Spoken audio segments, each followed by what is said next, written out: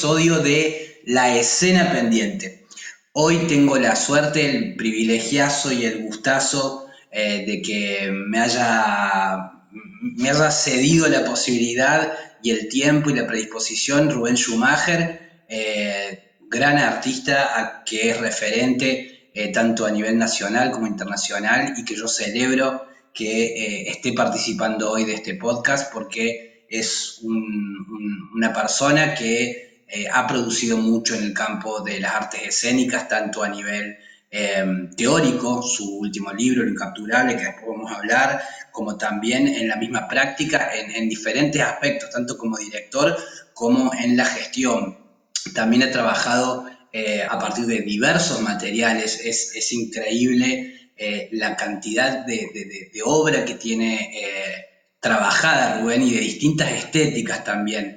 El abanico de él como director, tanto también como regi de ópera, es increíble y es admirable para los que somos más jóvenes. Es increíble. Y también lo que ha hecho a nivel gestión cultural. También él ha asesorado, si mal no recuerdo, en el Centro Cultural Rojas, también fue director de uno de los FIBA, ha dirigido obras, como les decía, de todo tipo de autores, de Sartre, Shakespeare, Veronese, Sergio Biso, bueno, de un montón de La Voz Humana, Jean Cocteau, es interminable la lista de cantidad de producción, como decía, de Rubén. Así que yo principalmente quiero agradecerle y sin duda sé que va a ser un podcast muy interesante, un episodio muy interesante y espero que podamos aprovecharlo en el poquito tiempo que tenemos porque yo le quería preguntar a Rubén un montón de cosas. Sería como para hacer un podcast especial, pero vamos a centrarnos en algunas cositas y sin duda va a haber otras que van a quedar sueltas por ahí y que van a poder profundizar con Rubén, quien está dando cursos, quien está también sigue trabajando, así que bueno, ya nos va a contar un poco, pero hoy vamos a hablar de algunas puntitas que pueden ser interesantes. Muchas gracias Rubén, gracias por presentarte, por estar acá en este momento, así que bueno, eso, darte la bienvenida. Muchas gracias, Facundo, muchas gracias por la invitación. Y bueno, nada, me parece una situación muy interesante hacer un podcast para charlar de tantas cosas. Escuchaba tu presentación y me abruma, Digo, porque son tantas las cosas y son tantos años de trabajo que por un momento digo, cuántas cosas que hice, pero cuántas me faltan por hacer, y eso me preocupa. Mirá, bueno, no, al contrario, yo creo que eso es hermoso porque entusiasma tu entusiasmo. Digo, que yo que quizás soy de una generación un poco más joven, veo a mí me abruma la cantidad de producción que tenés cuando de golpe me demoro en hacer una obra y yo digo, eh, cómo hizo Rubén Schumacher, por ejemplo, para producir esta cantidad de cosas? Y es una de las dudas que tengo y después de la que vamos a hablar. Pero a mí me abruma y me contagia el querer producir y el querer hacer y sin duda creo que muchas de las personas que van a escuchar esto les va a pasar lo mismo, van a salir con ganas de querer hacer. Sí, pero si tomamos el tema de la producción, diría que, bueno, cada artista encuentra su propio tiempo y su propia manera de hacer las cosas y empieza a darse cuenta cuánto tiempo necesita. Algunos de mis mejores amigos, directores, por ahí tardan 3 años, 4 años en hacer un espectáculo, como es el caso de Bartiz, que hacer un nuevo montaje le lleva 2, 3 años.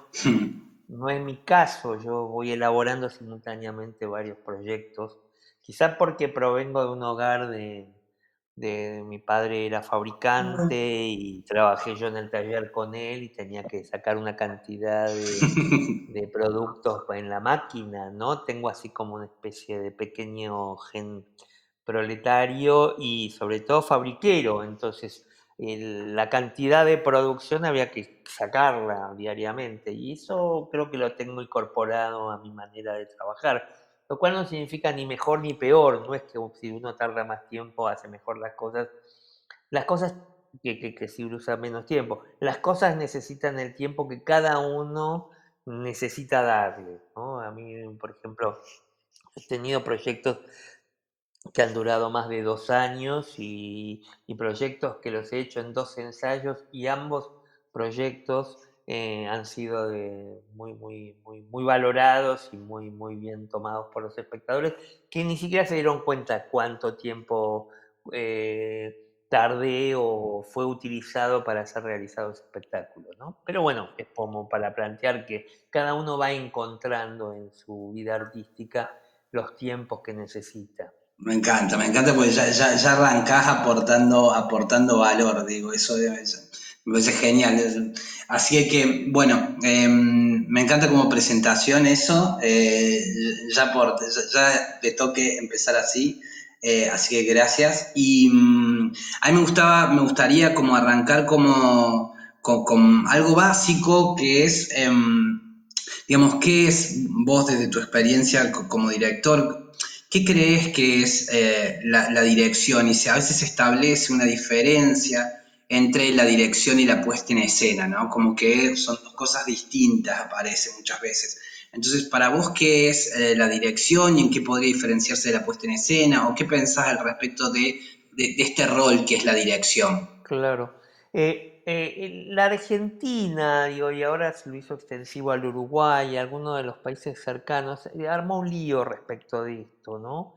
En muchos países, las personas que hacen el trabajo que yo hago se llaman directores, directoras, em, eh, regista, ¿no?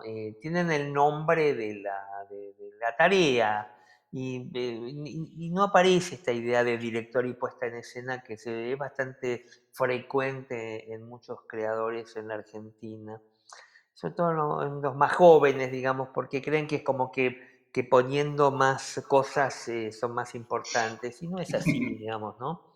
Pero yo me establezco una diferencia, que es que la puesta en escena es un objeto y la dirección es una acción, digamos, y el objeto en realidad está constituido por muchas acciones de muchas personas, no solamente de una sola persona. ¿No? Yo puedo decir que en la puesta en escena está el arquitecto que hizo ese lugar donde se está haciendo esa obra, si es que alguna vez hubo un arquitecto, ¿no? Claro. O si no, en todo caso, si estamos a cielo abierto, será la naturaleza. Y entonces adjudicarse eso es como complicado, ¿no? Digo, es como jugar a que uno es omnipotente, entonces yo me adjudico todo. Mm, Me parece que no es así, ¿no? Digamos, la puesta en escena es un objeto resultante de muchas prácticas, aún también de los espectadores que asisten a ver y a escuchar un espectáculo. En cambio, la dirección sí es una acción, sí es una voluntad, es tomar decisiones, es decir, esto va por acá y no por allá. Por eso es la palabra, por lo menos en castellano, que significa dirección, ¿no? Es un vector, es algo que va hacia un determinado lugar. mm. Entonces me parece que eso uno, o en todo caso yo siempre, salvo que en la ópera y aparece el término regisseur, que sería como el equivalente a director escénico de ópera en la Argentina, porque la palabra regisseur en Francia quiere decir otra cosa. Sería lo que en la jerga española, que nosotros no usamos en Argentina, es el regidor, lo que sería el stage manager, digamos, ¿no? Pero bueno, en Argentina usamos la palabra regisseur, no regí, sino regisseur. Regí es el objeto, regí es lo que uno termina haciendo, pero uno es un regisseur o una regisseuse, si es una mujer, que realiza un trabajo de tomar decisiones. Uno decide con otros artistas, sean los intérpretes, que sean los escenógrafos, los iluminadores, los músicos, si fuera una obra que se escribe especialmente la música, o con un director de orquesta, en el caso de una ópera, uno va tomando decisiones, decide si esto es más rápido, más lento, tiene este carácter, esto es verde, esto es blanco, y esas decisiones, en realidad los directores y las directoras somos personas que si nos dejan sueltos no servimos para nada, digamos. Tenemos que convencer a los demás que hagan cosas que a nosotros nos parece que tienen que hacer. Claro. Por eso suelo decir que los directores que parecemos tan omnipotentes y tan autoabastecidos, en realidad somos los seres más débiles entre los creadores, porque nosotros por nosotros mismos no podemos hacer nada. Si alguien me dijera dirigí, yo no sabría qué hacer, tendría que decirle a otro que hiciera algo. Yo como persona me puedo transformar en actor, me puedo transformar en músico, puedo dibujar, puedo hacer una escenografía, pero yo como director solo puedo hacerlo a través de otras personas, aunque esas otras personas sean yo mismo, ¿se entiende? O sea, Sí. uno como desde el lugar de director es un gran convencedor, para usar una palabra que no existe. Uno intenta convencer a los demás de que hagan determinadas cosas que uno ni siquiera sabe si está convencido de que esas cosas está bien que se hagan, pero al menos intenta que otros la hagan para ver si de verdad eso está bueno de ser hecho. Hermoso, totalmente, totalmente. Es muy dependiente el director de todo lo demás. Bueno, por otro lado, vos hablabas de todos estos campos que se mezclan en esa dirección, en la puesta en escena, todas las áreas que se van mezclando, que están participando. ¿Qué es de alguna manera o qué tiene a cargo este director o este regí? Digo, ¿cuáles son las áreas específicas? Por ejemplo, también algo que me gustaría compartirte es, vos, por ejemplo, porque también me parece importante eso, ¿no? Digo, conocer tu experiencia. ¿Vos tenés incidencia, por ejemplo, o participás, dialogás, por ejemplo, con cómo se va a comunicar la obra? Digo, sale tu rol, ¿abarca más allá del material en sí? Esas son como algunas preguntas que me gustaría disparar. ¿A qué te referís con comunicar? Porque ahí hay unos temas. Me encanta. Y por ejemplo, yo veo, viste, a veces hay materiales escénicos donde quizás la difusión o la gráfica o esa publicidad de la obra no dialoga estéticamente con el material. Eh, yo quería saber si vos, por ejemplo, tenés incidencia, participás de eso o es algo que queda delegado. No, en general suelo tener algún tipo de participación, no me es indiferente el problema. Y hasta altura del partido sucede que más o menos en la mayoría de los lugares donde trabajo me hacen partícipe de estas decisiones, ¿no? Digo, pienso en el Hamlet que hice el año pasado, en que la foto que fue usada para promocionar el espectáculo y que era de alguna manera el logo del espectáculo, no fue la que finalmente fue la primera. Hubo varias fotos que se fueron probando, porque algunas tenían algunas ideas que a mí me parecían no eran las más adecuadas, partían de esas cosas que por ahí pasan por la cabeza de un diseñador, pero que después no tenían la eficacia o me parecía que una idea excesivamente críptica o no cumplía con su función, ¿no? Yo sí, pero hay lugares en que no toman en cuenta esto. Cuando uno dirige en el Teatro Colón, uno no sabe lo que van a hacer con la información.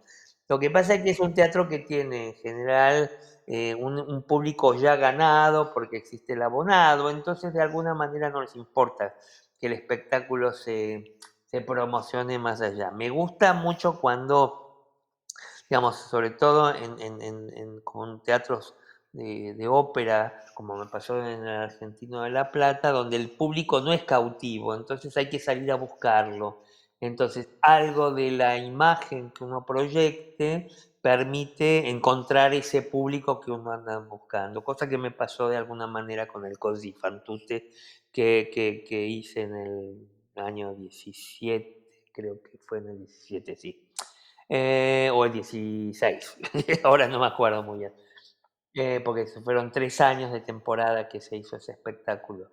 Sí, 16. Entonces, a mí digamos, me parece, no es mi tarea específica, digamos, pero de alguna manera sí me preocupa que el espectáculo tenga eso que se llama la mejor comunicación en términos de la media, ¿no? De aquello en el que, porque es importante, digamos, cualquier espectáculo teatral necesita encontrar su espectador. Entonces, uno de los grandes problemas cuando uno hace un espectáculo es cuando es con no encontrar el espectador que le corresponde o encontrar el espectador equivocado.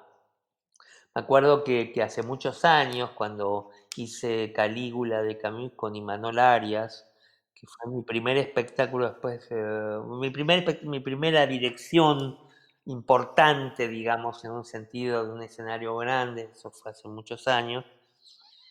Algunos de los productores querían hacer como una promoción alrededor de Imanol Arias y su físico, digamos, ¿no? Como, bueno, como el galán, ¿no?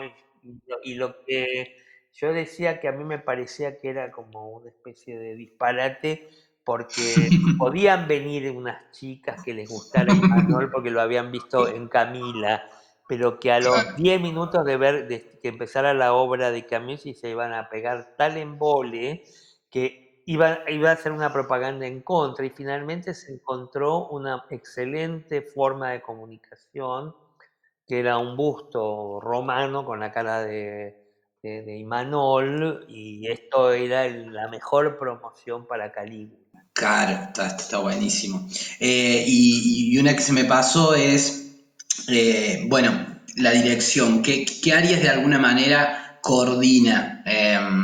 ¿No? Para alguien que quizás no está tan al tanto del rol, ¿qué áreas está dirigiendo ese rol? No, la dirección dirige todo, digamos, porque la dirección lo que hace es generar eso, movimiento hacia un lado. Digamos, lo pensamos para eso. Por lo tanto, la dirección se encuentra con otros artistas como los escenógrafos, o escenógrafa, el iluminador, el músico, coreógrafo, depende del tipo de obra, y los intérpretes. Entonces, de alguna manera, el director da las directivas generales. En mi caso en particular, yo que trabajo con un equipo con Jorge Ferrari, que es escenógrafo y vestuarista de mis últimos, hace 25 años que trabajamos juntos. Creo que con él empezamos, digamos, la primera vez que trabajamos juntos fue precisamente en ese Calígula que hicimos en el Paseo de la Plaza de Buenos Aires. Y después con Gonzalo Córdoba, que es el iluminador, o Bárbara Togander, que ahora trabaja conmigo en la música, y otras personas más con las que suelo trabajar. Lo que generalmente hacemos al comienzo son reuniones que sirven como para disparar ideas hacia algún lado. Digamos, partimos de una base, partimos por ahí si el material es una ópera o si es un texto o si es simplemente una idea. Lo que hacemos es poner eso en el medio de la mesa y cada uno empieza a proponer, a decir. Hay una primera parte que siempre me parece muy interesante, que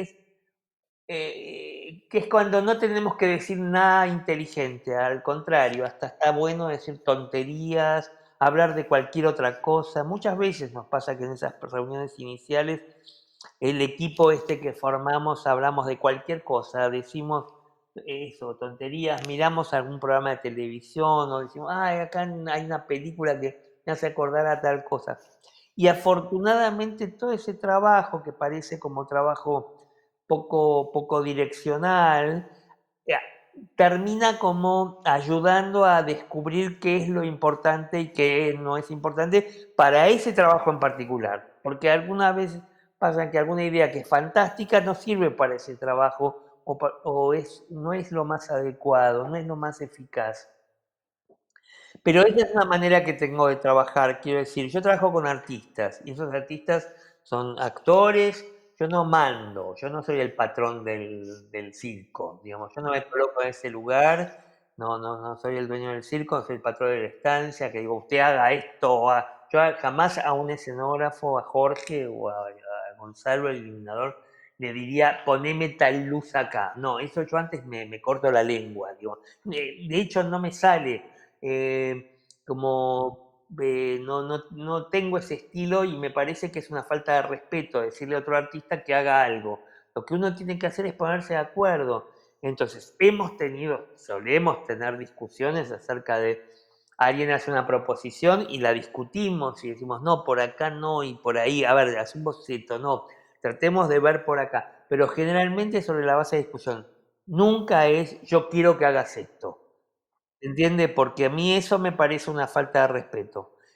Porque sí, porque es una falta de respeto decirle a otro artista que haga algo. A mí me parece que lo más importante es poder discutir qué es lo mejor para ese material o qué es lo más eficaz para ese material. Está perfecto, súper claro. Hablabas recién de, bueno, de este ponerse, bueno, a trabajar sobre una idea. Vos sos digo, ¿cómo aparece esa instancia? Digo, ¿a vos te llega un material? ¿Vos encontrás un material? ¿Cómo es ese proceso en el cual aparece de la idea a quiero hacer esta obra, junto a un equipo o trabajo con mi equipo, le propongo? ¿Cómo es esa dinámica? Siempre es como un tema misterioso eso. Yo no soy un director que crea que si, ah, a ver, si la humanidad no ve mi puesta del Jardín de los Cerezos, algo grave le va a pasar. Yo no creo eso, nunca creí nada, yo no creí nunca que iba a ser Hamlet, como nunca creí que iba a ser Galileo Galilei o las Troyanas. En realidad, a mí siempre los espectáculos, en su gran mayoría, me llegaron. Y muy pocas veces dije, ay, qué ganas, me dan ganas de hacer esto, y me puse a hacerlo. En general, me ha pasado que por algo extraño, que siempre es más bien del orden de la casuística, los proyectos me han llegado, pero no es que yo hago lo que me llega, no, hay muchas cosas que digo que no me interesa, o en todo caso la gente ni siquiera me acerca a eso porque sabe que yo directamente voy a decir que no. Pero quizá el ejemplo más claro haya sido, porque quizás es uno de los últimos, es el de Hamlet, en el que surgió de una conversación con Furriel en la que por unos temas que él tenía, que hacía mucho que no hacía teatro y había pasado por unas situaciones de enfermedad, yo decía, che, yo creo que vos tendrías que hacer Hamlet, porque ya estás en edad de hacerlo. Pero yo se lo estaba diciendo para que lo hiciera él, no porque lo tenía que hacer yo, ¿se entiende? Y lo que pasa es que ahí me volvió la Sí, bola, me sí. dijo, bueno, yo lo hago, pero vos lo dirigís. Ah, sí, y ahí me vi en el problema de tener que dirigir Hamlet. Y de Wow. alguna manera, tengo otra anécdota interesantísima, de uno de los espectáculos más hermosos que hice en mi vida, que fue Galileo Galilei, que me encantó hacer, fue mi primer espectáculo en la sala Martín Coronado, y que en realidad yo trabajaba como asesor del director del teatro en ese momento, del Teatro San Martín, Stives, y él quería reponer una versión de Jaime Kogan que se había hecho apenas terminada la dictadura. Y a mí me parecía que era Sí, un problema que en el año 99 se estrenara un espectáculo con que había tenido una marca tan fuerte como la de la dictadura y que de alguna manera estaba muy acotado en ese tiempo, que había que 15, ya habían pasado 15 años, que era necesario dar otra visión. Y el director estaba así como director de teatro, ¿no? Estaba absolutamente sí. convencido que había que hacer eso. Y dije, bueno, ya está, no quiero ser asesor de Gary, no me escucha, ya está, me voy. Y fui a renunciar porque fueron 2, 3 reuniones donde se planteaba lo mismo y él insistía. Y exactamente, subí a la reunión a renunciar a mi cargo de asesor. Y entonces empieza hablando y me dice, sí, vamos a hacer Galileo Galilei. Y yo dije, bueno, ahora digo mi bocadillo de que renuncio. Me dijo, y el director vas a ser vos. Y ahí me quedé Apa. como, blup, ajá. Y me acuerdo que dije, bueno, lo pienso, dije, porque traté de ver, se quedó desconcertado porque dije, no sabía, y me acuerdo que me encontré con un amigo, el músico que después iba a hacer la música de la obra, y dije, me acaban de ofrecer Galileo Galilei. Me dijo, qué bueno. Y no sé, me pasó.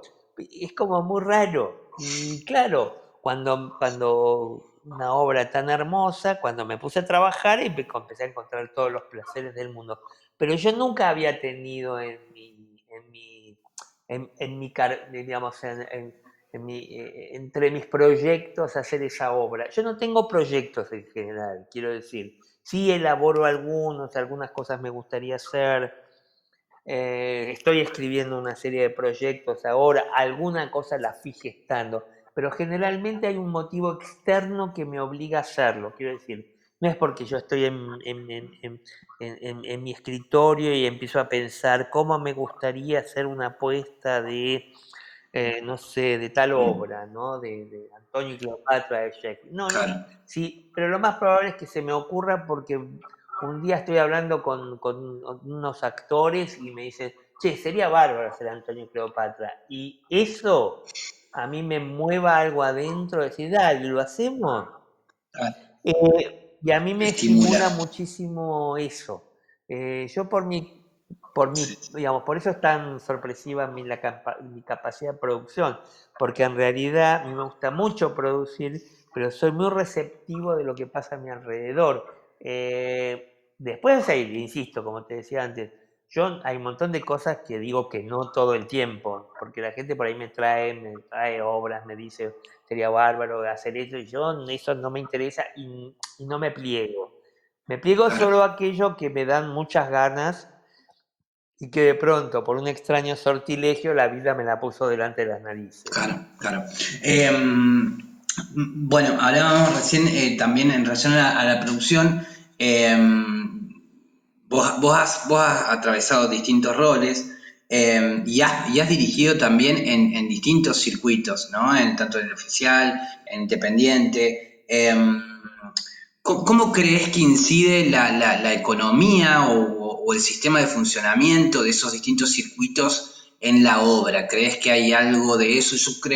Yo alguna vez asistí y te lo comentaba cuando empezaba a charlar con vos, una vez asistí a un taller que dabas en el Kafka sobre pequeños formatos, gestión de espacios de pequeño Ah, formato. Que para mí fue muy revelador porque me hizo, bueno, yo por ahora ahora coordino justo con mi pareja Casa Baba, que es un espacio, y por ese entonces, bueno, era un sueño, porque eso recién lo hicimos hace un tiempo, a esto de Casa Baba, pero empecé como a comprender la dinámica de la gestión de espacios, ¿no? Y tuvo mucho que ver, por ejemplo, en cómo pensé o cómo pensamos la arquitectura, cómo pensamos si pintábamos las paredes de negro, si no pintábamos las paredes de negro. ah, Bueno, ah. me hizo pensar en muchas de esas cosas ya en ese entonces que yo era mucho más jovencito, pero como que me quedó toda esa data en la cabeza hasta que lo pude concretar, creo que 10 años después, pero me quedó mucho esa data. Entonces quería preguntarte, aprovechar que te tengo acá para que vos me digas esto, ¿cómo crees que incide lo económico o del funcionamiento de esos circuitos en la obra? Mira, todo incide. En realidad es el sistema de producción que de alguna manera está predeterminando las formas en que adquiere una obra, ¿no? Porque, pero los modos de producción se manifiestan en el tipo de espacio, ¿no? Digo, y después también en las maneras, las capacidades económicas que pueda tener una determinada producción. Eh, no quiero decir con esto que todo es un problema de dinero, yo creo que el arte no es un problema de dinero, pero las maneras en que se produce, en que se realizan las cosas, están directamente relacionadas con una problemática económica. Y cuando digo económica no estoy hablando de plata, sino estoy hablando de economía. Sí, hablo de la distribución de los recursos que hay. A veces hay más recursos y hay veces menos recursos. Hay veces que con esos recursos se pagan determinado tipo de cosas y a veces se pagan otro tipo de cosas, ¿no? Digo, las diferencias que hay entre los sistemas comercial, estatal o independiente, que es la forma del teatro privado también, en realidad son formas de organización de la economía.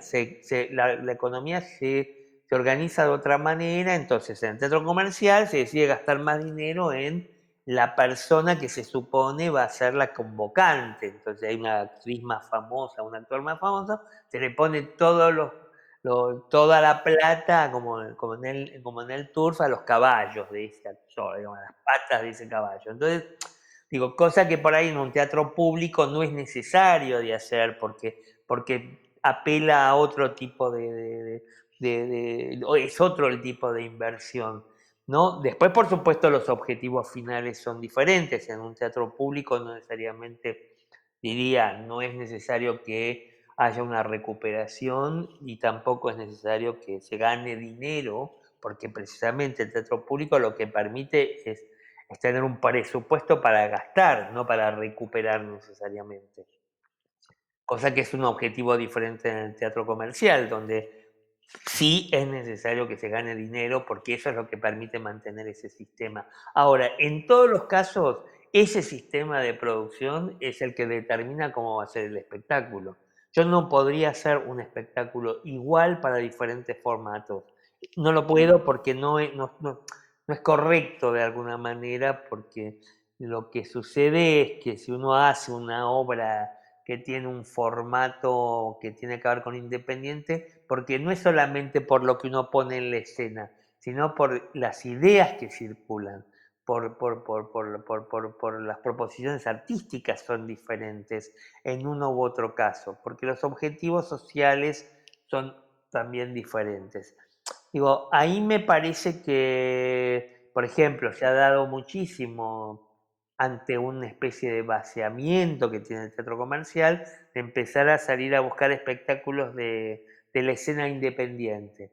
Ahora, lo cierto es que los espectáculos de la escena independiente que ha logrado capturar en muchos casos son espectáculos que tienen un alto contenido comercial, aunque fueron gestados en un planteo independiente, ¿no? Pero tienen como ciertas condiciones que uno podría decir, digamos, son espectáculos que no establecen, digamos, hay una regla del teatro comercial, es que el teatro puede ser muy, muy bello, puede ser muy estético, un montón de cuestiones, pero no necesariamente, y generalmente sucede, no tenga que ver con ninguna cosa que friccione o que genere ninguna ruptura. Es muy poco Claro, probable que en el teatro comercial, y está bien, pero a mí no me parece sí. mal, porque hay una serie de personas, muchas personas que no quieren ir al teatro a ver arte o a que les cuestionen la vida, quieren ir a pasar un buen Ah, momento y tienen todo el derecho del mundo. Yo voy a defender el derecho de esas personas a pasarla bien. claro, Pero claro. bueno, pero a veces pasa que un momento maravilloso sucede en el teatro comercial y no pasa en ningún momento de una obra de teatro independiente, que sí tendría más la obligación de generar una cosa disruptiva, una búsqueda, algo que se salga de lo previsible. Pero muchas veces el teatro independiente se pone totalmente previsible y arma aquello que luego, claro, cuando pasa de circuito es casi como un pez en el agua, porque de alguna manera estaba prefigurado en su creación. Una especie de teatro amable, que se hizo en el ámbito del independiente, pero pasa al teatro comercial y está fenómeno. Está como muy Claro. bien. Digo, esas son cosas para pensar en cada caso. Es muy difícil sacar conclusiones extremas, pero lo que es cierto para pensar es que cada sistema de producción es diferente y cada espacio donde se hace un espectáculo es diferente, y que no porque sea una cosa que uno haga en el teatro comercial no puede ser comercial, y porque alguien haga en el teatro oficial no quiere decir que por ahí es independiente, y así sucesivamente, ¿no? Tiene rasgos que pueden provenir de los otros circuitos. Se entiende perfecto. Quería preguntarte en relación a vos como director, ¿qué esperás o qué tipo de colaboración deseas tener o ideal o en lo concreto con un actor? O sea, ¿qué es lo que te estimula en el trabajo de un actor y qué no te estimula en el trabajo de un actor? Cuando un actor comienza a trabajar con vos, ¿qué cosas te distancian o te hacen confrontar con ese actor y al contrario, qué te alienta y qué te decís, quiero seguir trabajando con este actor? A mí en principio me gustan los actores que no resuelven todo rápido, sino que se toman algún tiempo para problematizar su trabajo. Tampoco me gustan mucho los actores que se toman demasiado tiempo, ¿no? Yo diría que en este caso ni tanto ni tampoco, porque los que se toman demasiado tiempo en realidad están haciendo tiempo no están trabajando, como que demoran, procrastinan todo el tiempo, ¿no? El actor procrastinador no me gusta demasiado. No, por ejemplo, los actores que tardan mucho en aprenderse la letra, estoy hablando de actores y no de actrices, pero vale para ambos, ¿no? O que no se aprenden la letra porque dicen, no, ya me va a venir, no, uy, tengo problemas, voy a ver.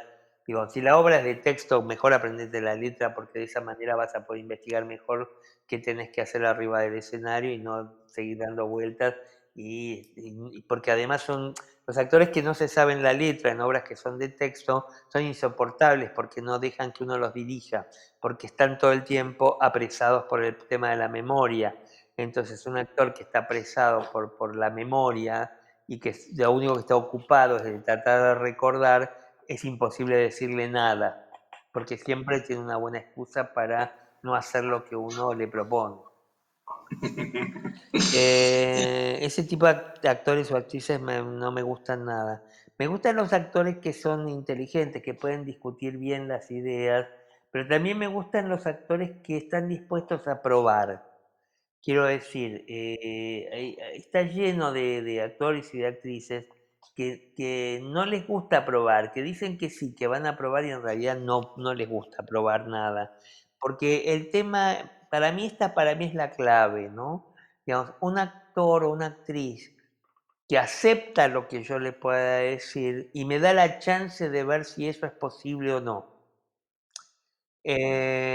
No que yo se lo voy a imponer, sino que me da la chance con toda la buena leche de decir, lo voy a hacer. Entonces juntos vamos a tomar la decisión de si eso está bueno para la obra o no. En general, quizá porque yo mismo soy actor, algo de eso lo pruebo dentro de mí. Yo tengo como una idea de lo posible de la actuación, pero no tengo todos los cuerpos, no tengo todos los registros. Entonces, necesito que los actores propongan o que acepten que si yo les digo, a ver, probá tal cosa, en esto, por andar por acá, lo haga para ver si eso es posible, porque el trabajo de la dirección es un trabajo de la famosa frase de Raymond Chandler, ¿no? Me sentía como un ciego conduciendo a otro ciego en un cuarto oscuro. Y es decir, hay mucho de esto en el trabajo de la dirección. Uno propone algo y en realidad muchas veces no sabe si eso va a ser así, pero yo todavía a esta altura del partido me sigo impresionando cuando algo me sale relativamente bien, porque digo, ¿dónde salió? ¿Cómo fue? Fue quizá porque fui metiendo las palabras que corresponden, las palabras justas, las adecuadas, aquellas que lograron movilizar algo para que esa materia inerte, que es una obra o un espectáculo al comienzo de su producción, se pusiera en pie y empezara a generar todas esas signos y esas cosas que hacen los espectáculos, que se empezara los sonidos, las palabras, los cuerpos, los colores, todas las cosas que empiezan a suceder. Ahora, todo eso uno como director lo hace hablando. Entonces, los actores tienen que poder aceptar circunstancialmente esa palabra. Pero insisto, no porque uno tenga el lugar de la verdad, sino para saber uno si eso es lo mejor que se puede hacer o en realidad esa idea que a uno se le ocurrió y que trajo al ensayo, en realidad lo mejor que puede hacer es tirarla. Pero tirarla sin probar es difícil. Yo no la puedo probar, tengo que probarla sobre el cuerpo de los actores. Entonces, actores que estén dispuestos a probar, está fenómeno. Es, totalmente. ¿Vos cuáles son las dificultades que encontrás vos? Sos, además de, das cursos de dirección, pero también, si mal no recuerdo, también hay cursos de actuación que Ah, das. Y vos trabajás mucho, bueno, lo hablabas recién, en relación al texto, que también, bueno, el texto, la idea del texto es también como para extenderla, porque también hay como líneas ahora, o no ahora, para ser sincero, digo, pero también hay una zona crítica en relación al texto como representación, al texto y demás, pero vos trabajás mucho en relación al texto cuando los materiales lo requieren, sin duda. ¿Cuál crees que es la dificultad de los actores más jóvenes en relación a los textos, por ejemplo? Me parece que uno de los problemas que aparece es que, sobre todo creo que por una cuestión espacial, los espacios los espacios de representación hablo, ¿no? Se fueron reduciendo tanto que los actores fueron perdiendo la fuerza de sus voces, ¿no? Y en la pérdida de las voces perdieron articulación. Cuando se produjo ese cierto encuentro con las artes audiovisuales, como la televisión o el cine, también apareció esto porque, bueno, uno en esas disciplinas, en esas artes, trabaja microfonado, con lo cual no tiene la necesidad de proyectar la voz o lograr que con la voz surjan determinado tipo de cuestiones, ¿no? Entonces, a mí me parece que entre los espacios pequeños de los estudios donde la gente estudia teatro, lo mismo pasa digo, en la UNA, en la mayoría de los lugares donde se estudia teatro en la Argentina, son lugares verdaderamente pequeños donde a nadie se le ocurría naturalmente proyectar la voz. Si bien en esos mismos espacios se estudió teatro hace muchísimos años, pero lo cierto es que la referencia de los escenarios grandes era lo que estaba presente en esos estudiantes. Por más que alguien estudiara en un cuarto pequeño, sabía que su perspectiva de actor iba a estar en un escenario grande para 800.000 personas o 600, digamos, ¿no? En cambio, hoy los actores se forman para ese mismo número posible de 30, 40 personas que entran en un cuarto, en una pieza. Entonces, eso provoca una serie de problemas. Es como formar pianistas que no tengan técnica. Entonces, digamos, lo que sale es aquel que está dotado por la naturaleza, que tiene un don sin que no necesita ser cultivado siquiera, ¿no? Es bárbaro, lo hace. Pero en general hay como un cierto rechazo en el contemporáneo a la idea de técnica, ¿no? La idea de técnica que es la articulación, es colocar bien el sonido, proyectarlo. Digamos, para poder hablar fuerte no hay necesidad de gritar, sino que tiene que ver con el uso de los resonadores. Una serie de cuestiones que durante muchísimos años los actores los usaron y que de alguna manera los actores más jóvenes se desesperan cuando son llamados a trabajar en una sala grande y no viene el sonidista con un micrófono en la mano, ¿no? Y en general sucede que en los espacios grandes eh, se utilizan micrófonos precisamente porque cada vez son más los actores que han perdido, que nunca tuvieron esa capacidad de proyección de la voz, ¿no? Entonces, por ejemplo, vuelvo al Hamlet. Una de las cosas que me propuse con el Hamlet es el uso de la voz acústica, ya que no hubiera amplificación. Entonces, en una sala como en la Martín Coronado, de casi 1000 espectadores, todos los actores hablaban acústicamente, salvo un pequeño momento del fantasma en que desde Ultratumba dice juren. Pero salvo ese pequeño momento, el resto de la voz era voz acústica, cosa que obligaba al espectador a estar más atento y pasaba algo extraordinario. El lugar desde donde mejor se escuchaba era arriba, porque el sonido va hacia arriba y arriba se escuchaba de manera perfecta. Y la gente con problemas auditivos chillaba. Pero bueno, igual la distorsión del micrófono, porque el micrófono lo que hace es, supuestamente arregla el problema del sonido, pero le quita intensidad al cuerpo. Todos cuando hablamos con micrófono retiramos la intensidad que tenemos cuando no hablamos con micrófono. Entonces, esos son problemas que aparecen. Y entonces lo que aparecen es una generación de actores con menos recursos. Y yo creo que estaría bueno pensar que los actores con más recursos, que Sí. puedan hablar con micrófonos, pero que también puedan tener una variedad en la utilización de sus sonidos y todas esas cosas. Nombrabas recién a Hamlet y también, también estaba escuchando unas entrevistas que habías dado y hablabas de la traducción de Hamlet que fue a cargo del autor Vilo, quien fue maestro mío de dramaturgia. También un ser al que le estoy muy agradecido. Pero bueno, hablabas de la traducción de la obra y ¿qué pensás de estudiar en base a traducciones que a veces, no sé qué pensarás vos, pero yo doy clases también y encuentro que a veces las traducciones de los materiales sobre los cuales se entrenan, muchas veces los clásicos, o incluso de obras norteamericanas, digo, que presentan ya una dificultad por una mala traducción, quizás. ¿Vos qué pensás de cómo incide la traducción en la actuación, por ejemplo? No, y uno actúa la traducción, nunca actúa al autor original. Digo, siempre se actúa la traducción. Mm, Entonces, porque uno actúa las palabras que dice. Entonces, a mí me parece que siempre, digo, es como una barbaridad que, digamos, que se siga pensando a esta altura del partido que eso que está en un libro como el de Shakespeare de Astrana Marín sea algo que pueda ser actuado. Eso no se puede actuar.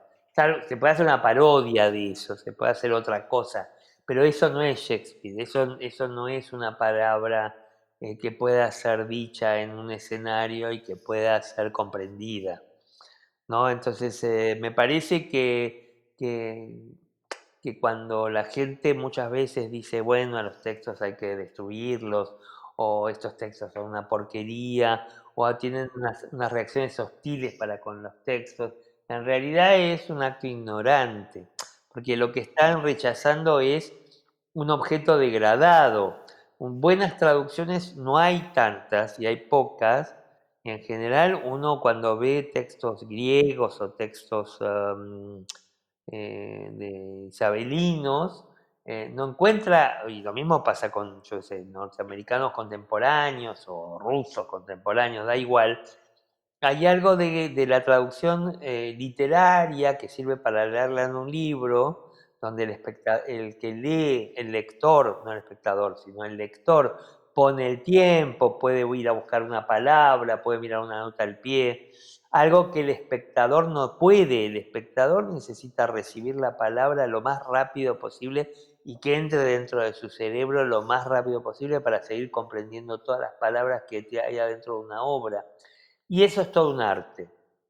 Y es un arte que creo que con Lautaro comenzamos a hacer con Rey Lear y después continuó en Enrique IV, segunda parte, y luego continuó con el Hamlet, ¿no? Digo, algo de meternos en la problemática de la traducción. Él ahora, digamos, hace dos obras que él hace la traducción primero y después la trabajamos juntos desde el original inglés hasta encontrar la versión en castellano que corresponde a un espectador contemporáneo donde todo se vuelve comprensible. Pero eso también ayuda muchísimo a los actores, porque no tiene que estar lidiando, no tiene por qué estar tratando de llevar ideas que están mal construidas o que tienen errores de construcción o que tienen palabras que solo el traductor entiende. Digo que por ahí en una obra isabelina me dice, bueno, pero esto ¿cómo lo traduzco? Si es una palabra que ya no se usa más. Entonces pone una nota al pie, pero eso no sirve para el teatro. La nota al pie no sirve para el teatro, salvo para hacer una obra donde uno hace chistes con nota al pie. Pero es un chiste, es una vez, no sirve para más. Uno no puede estar haciendo todas las obras de Shakespeare con una nota al pie, ¿no? Digo, eso sería un recurso muy pavote en algún punto, ¿no? Entonces, de lo que se trata es de encontrar algo así como la lengua de cada momento, ¿no? En el idioma en que uno habla. No, el mismo problema que nosotros tenemos de pasar del inglés al castellano lo tienen los ingleses cuando tienen que traducir a Lorca. Digo, no es tan fácil, ¿no? Yo vengo justamente hoy tuve una charla con mi traductor al inglés, con William Gregory, bueno, tradujo mi libro al inglés, que ya está publicado en Inglaterra y en Estados Unidos, pero que él se dedica a traducir a autores españoles y latinoamericanos al inglés, y él se encuentra con severos problemas cuando tiene que poner en acto y en inglés muchos de los localismos que hay en Latinoamérica. Entonces es muy interesante el trabajo que tienen. O sea, todo acto de traducción es complejo. El problema es cuando uno se lo saca de encima y dice, más sí, yo digo cualquier cosa. Lo único que importa es lo que yo siento. No, lo que uno dice también es absolutamente importante. Es más importante inclusive, ¿no? Y te hago una consulta, la última preguntita, antes de que cerremos el programa. Claramente, como era de suponer, son muchas las cosas que quedan afuera, pero creo que todo lo que hemos compartido, que has compartido básicamente, es muy valioso y enriquecedor. Toda esa reflexión y ese pensamiento y esa práctica, ese pensamiento sobre tu propia práctica. Y como un poco saliendo del campo de la dirección, a mí me gustaría hacerte una pregunta en tu lugar de, quizás por un deseo personal también, al verme inmiscuido en esos labores. Vos como gestora has gestionado tanto espacios independientes como también has sido asesor de determinados espacios oficiales, has dirigido festivales, digo, has tenido una presencia en términos de gestión cultural muy importante que abarca también tan ricamente como el campo de la dirección distintos espacios. Yo la pregunta que te quería hacer era en relación a justamente el festival, ¿no? El último festival que dijiste fue el FIBA del 2010, en 2008. 9, 2009, 2009, 2009, 2009. 2009. Siempre los FIBAs eran en esa época, eran años impares. Y yo que me parece algo tan macro, tan significativo, ¿no? Cómo incide políticamente también un festival y en toda la comunidad. Entonces, a mí me gustaría que cuente un poco cómo se piensa un festival, cómo se organiza, cuál es el presupuesto que maneja, cómo se distribuye un presupuesto de un festival, si tiene una función, ¿no? Si hay cómo se piensa la línea estética o ideológica de un festival, si coincide o no coincide con el gobierno de turno. Bueno, ¿qué cosas se te desprenden de esta experiencia en relación a la gestión, por ejemplo, de lo que fue el FIBA? Es difícil, tantas respuestas que hay que dar ahí, ¿no? Digo, en principio me parece que un festival tiene que tener muy en claro cuál es su objeto. Digamos, a veces el problema es en que la permanencia de una estructura llamada festival muchas veces se pierde cuál es el objetivo final. Yo en ese sentido sigo pensando que un buen festival de teatro es aquel de teatro internacional lo digo, ¿no?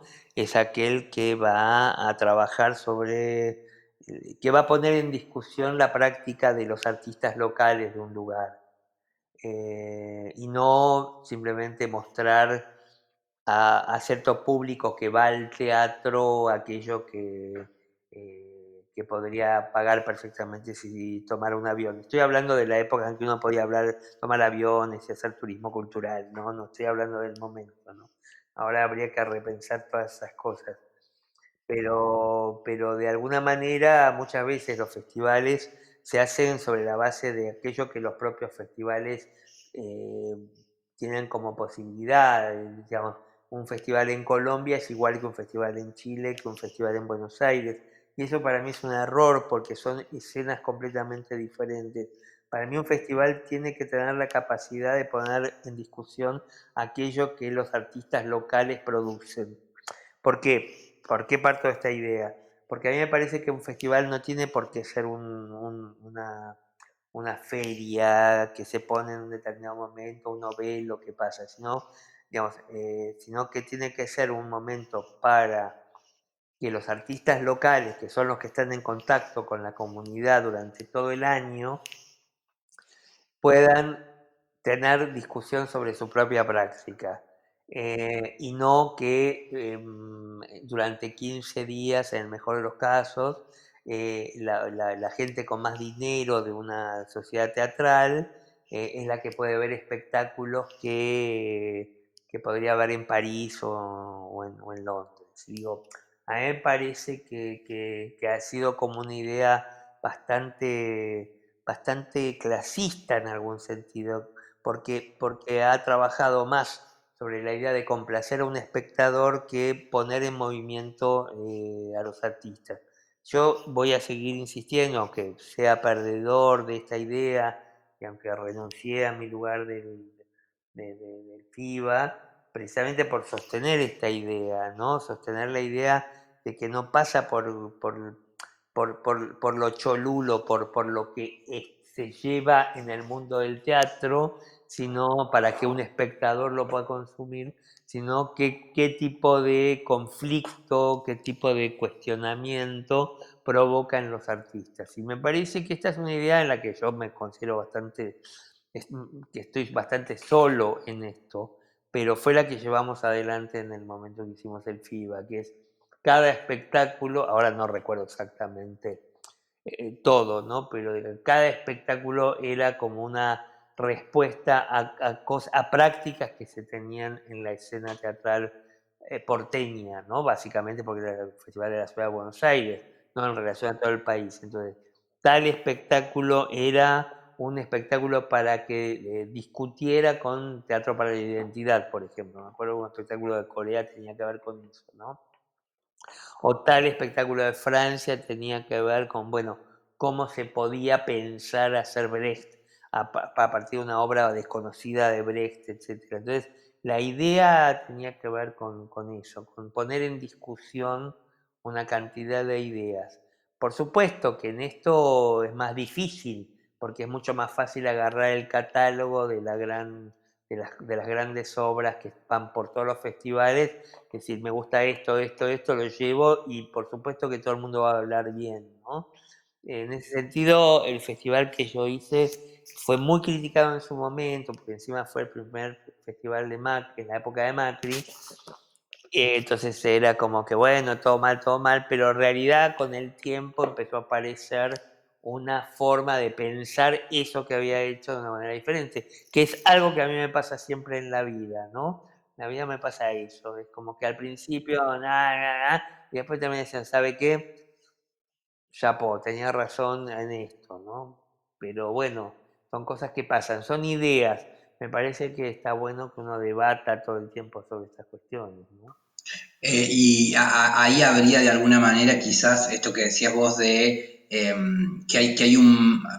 Creo que hoy se piensa más en la idea de festival como una especie de puente visible para entrar en un mercado internacional que genere cierto acceso a lo laboral. Digo, vos quizás la propuesta, me parece por lo que decís, en realidad tenía una mirada más reflexiva o ideológica o estética o incluso política, ¿no? Pero me parece que quizás ahora, no sé, ¿cómo ves ahora cómo se piensan los festivales o este mercado de festivales y por qué los actores, directores, digo, qué significa pertenecer o entrar en un festival hoy? Sí, a ver, eh, obviamente que a los festivales le introdujeron la línea del mercado, esta idea de, bueno, si uno entra en una especie de línea de mercado, puede pasearse de festival en festival. Digo, hay artistas que hoy por hoy están produciendo prácticamente solo para festivales, porque primero que, por ejemplo, el artista europeo no hace temporadas. Entonces ya prácticamente trabaja para festivales. Digo, esto que tenemos nosotros, que nos metemos en un teatro y hacemos una temporada, no existe prácticamente para una artista como Castellucci, por ejemplo. Cuando si uno, bueno, iba a Roma y mira, uy, acá trabaja Castellucci.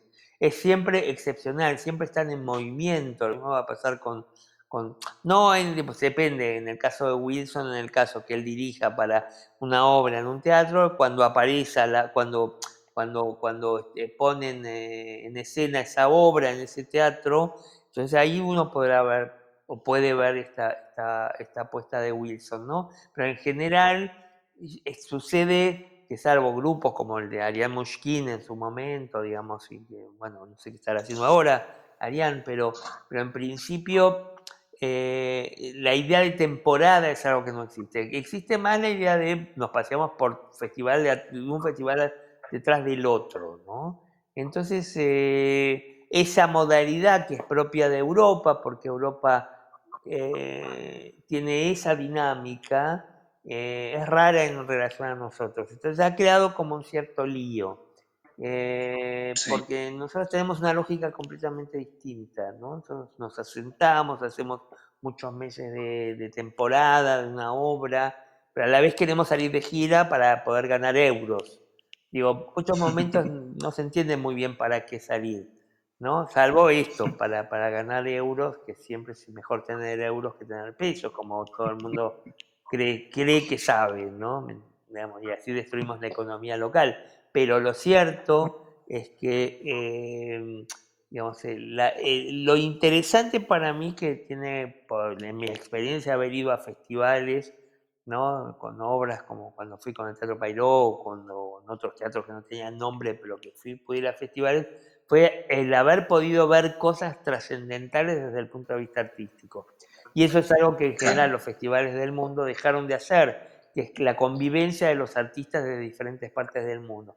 Los costos de los festivales son tan altos que ya la idea de que varias personas de diferentes países convivan en un mismo tiempo y espacio no está presente. Entonces, eso ya distorsiona algo de lo que tenían los viejos festivales, donde la gente iba por 15 días, todos, desde el grupo más famoso hasta el grupo menos famoso, todos convivían allí durante un tiempo y esto permitía ver toda la actividad de un montón de gente y además poder entrar en contacto con esa gente.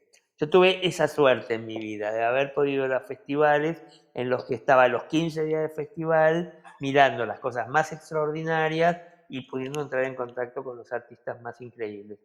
Hoy eso es una práctica que casi no existe. Uno va al festival, muestra la obra y sale corriendo. claro, sí. Casi terminas la obra y se va corriendo al aeropuerto a tomar el avión porque directamente te quedaste sin hotel muchas veces, ¿no? Claro, claro, hay algo más efectivo, más de sustentabilidad, más Claro, de... porque empieza a desaparecer la idea de, bueno, en qué se gasta. De nuevo, estamos frente al tema de lo económico, ¿no? En qué se gasta la plata, Claro, ¿no? Pero bueno, hay veces en que hay que gastar plata para que la gente se escuche, no solamente en que los espectadores consuman, digamos.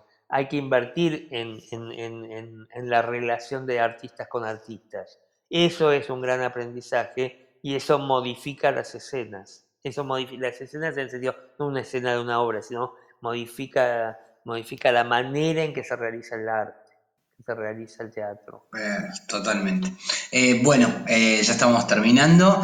Antes de terminar, me gustaría, bueno, para que quienes estén escuchando, saber qué estás haciendo ahora, si estás haciendo cursos, si la gente puede anotarse, dónde puede conseguir tu libro.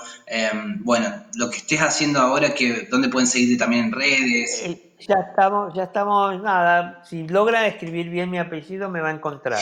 Eso es la única condición es que lea bien mi apellido y entonces si me busca en Instagram o en Facebook o en Twitter, ¿no? Tengo una página pero no la estoy usando mucho. En este momento estoy dando talleres, ya estamos en una etapa final, pero estaría bueno que si alguien tiene ganas de conectarse, que me mande un mensaje en el Facebook, está mi dirección de correo, que es mi apellido @gmail.com, Mm, es muy fácil de llegar a mí, o taller de puesta en escena @gmail.com, ese es un poquito más difícil, pero digo, si me buscan me van a encontrar como decía un personaje por ahí. ¿El Em, libro?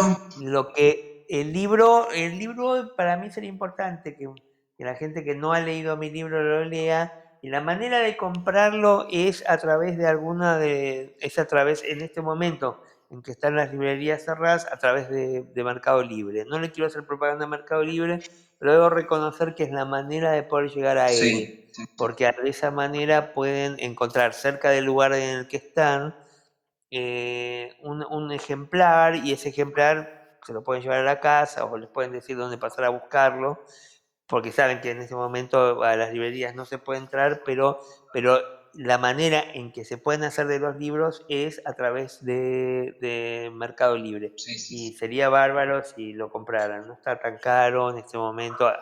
También inclusive hay ejemplares usados. Estuve viendo hace poco cuál era el estado de la presencia de mi libro en Mercado Libre y está, afortunadamente todavía quedan algunos ejemplares. Y es un librazo y desarrolla muchas de las cosas que hemos conversado acá y las profundiza. Yo lo he leído y es de una, para quien nos interesa la dirección, la puesta en escena, la producción, la gestión, es un libro muy interesante de leer que yo en lo particular recomiendo. Bueno, Muchas gracias por la no, recomendación. por favor. Gracias a vos, Rubén, por este tiempo, por esta generosidad de compartir todo tu saber y agradecerte y eso. Gracias. No, por favor, gracias a vos. Muchísimas gracias y un saludo para todos y todas. Y agradecerles también a ustedes por estar del otro lado, a nuestra audiencia, a nuestros oyentes, que cada vez somos más, y eso me pone muy contento. Ha sido un placer compartir con ustedes esta conversación con Rubén Schumacher. Mi nombre es Facundo Rubiño y quiero aprovechar para invitarlos a seguir en nuestras redes de la Crespo Estudio, ya sea en Facebook, Instagram, YouTube o Twitter, o bien por acá mismo en Spotify. Recuerden que todos los martes subimos un nuevo programa de La Escena Pendiente, este podcast donde compartimos entrevistas sobre teatro, cine, danza, bueno, todo lo que nos interesa. Me interesa, lo quiero compartir con vos porque quizás sé que también puede interesarte. Nos vemos el próximo martes, gracias por estar ahí.